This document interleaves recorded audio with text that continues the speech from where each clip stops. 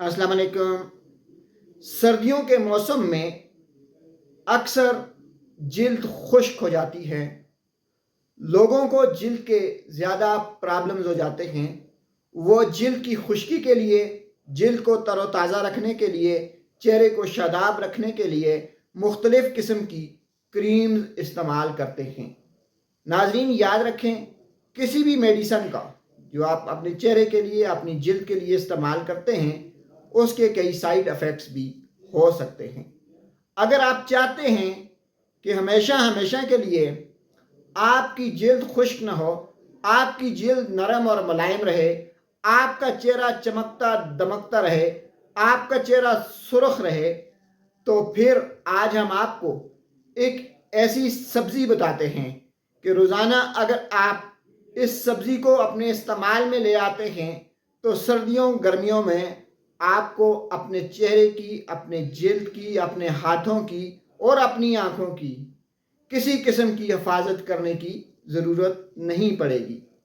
नाज़रीन, उस सब्ज़ी का नाम है गाजर, कैरेट।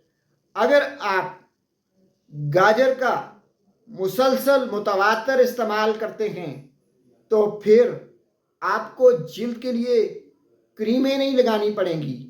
आपको अपनी जिल्द के लिए मुख्तलिफ़ किस्म के टोटके नहीं आजमाने पड़ेंगे। आपको अपनी आँखों की हिफाजत के लिए तरह तरह की तरकीबें और जतन नहीं करने पड़ेंगे। बस आपने सिर्फ एक काम करना है कि गाजर को रोज़ाना अपने इस्तेमाल में ले आएं।